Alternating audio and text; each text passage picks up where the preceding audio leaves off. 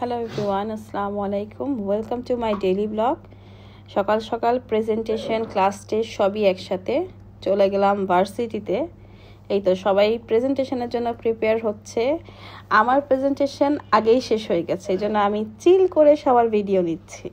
এই প্রেজেন্টেশন শেষ করে আমাদের সাথে একটা ক্লাস টেস্টও আছে। এই যে আমার আর আমার ফ্রেন্ডের প্রেজেন্টেশন শেষ, আমাদের গ্রুপের প্রেজেন্টেশন শেষ, আমরা সবাই চিল করতেছি আর বাকিরা সবাই টেনশনে প্রিপারেশন নিচ্ছে।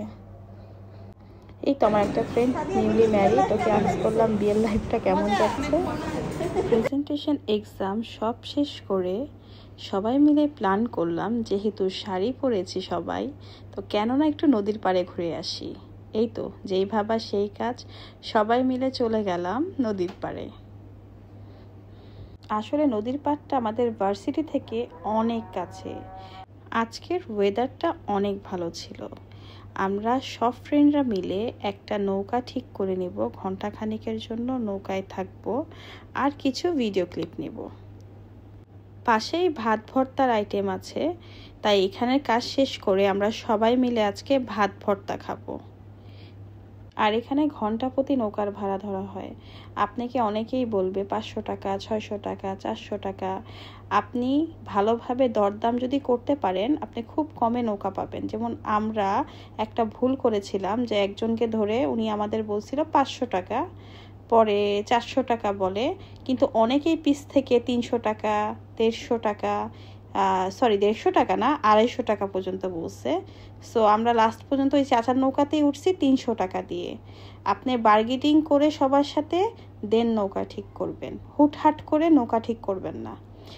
নদীর পাড়ে যে কি পরিমাণ বাতাস ছিল বলে বোঝাতে পারবো না।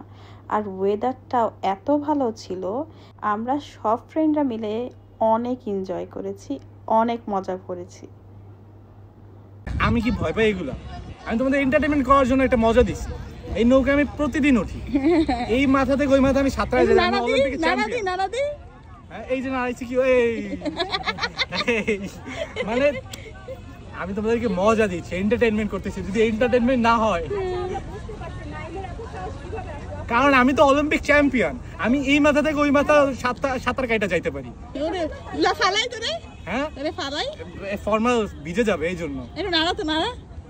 এই তোমরা নাড়াচ্ছ কেন? তোমরা এটা নড়বে কেন? এটা তো স্ট্রেইট যাবে। শেষ করে এইবার বাসায় যাওয়ার পালা।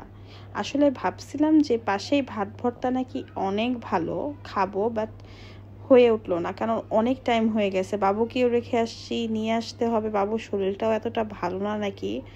সো বাইরে থেকে খাওয়ার এনে আমরা সব ফ্রেন্ডরা মিলে বাসায় খেয়ে নিলাম। কিছুক্ষণ রেস্ট নিয়ে, যেহেতু আমার বেবিটার আজকে 4 মাস পূর্ণ হলো, ওকে নিয়ে বের হয়ে গেলাম ওর জন্যই কেক কিনতে। প্রতি মাসেই আমি ওর মান্থলি বার্থডে করে থাকি। 1 মান্থ, 2 মান্থ, 3 মান্থ, এই তো 4 মান্থ তো চলে আসলো। আমি এটা করি আসলে মেমোরিজটা রাখার জন্য, যখন বড় হবে ওকে দেখাতে পারবো যে 1 মান্থে কেমন ছিল, 2 মান্থে, 3 মান্থে, 4 মান্থে, এরকম 1 বছর আমি ট্রাই করব ওর সব পিক তুলে রাখার, যাতে মেমোরিজটা ওকে দেখাতে পারি। এই দেখেন আমার ছোট বাবুটা কত বড় হয়ে গেছে। আসলে টাইম যে কত ফাস্ট যায়। এই তো সেই দিনইও হলো, আজকে 4 মাস হয়ে গেল। দেখতে দেখতে আমার সামনে কতটা বড় হয়ে গেল।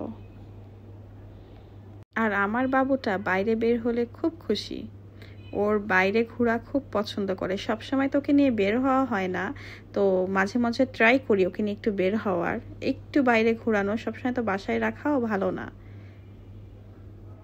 কেকটা কিনে বাসায় চলে যাব, কারণ বাসায় একটু ওর জন্য গুছগাছ আছে, একটু রেডি করব ওকে।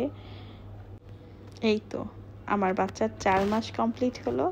সবাই ওর জন্য দোয়া করবেন, ও যেন ভালো থাকে, সুস্থ থাকে। আল্লাহ হাফেজ।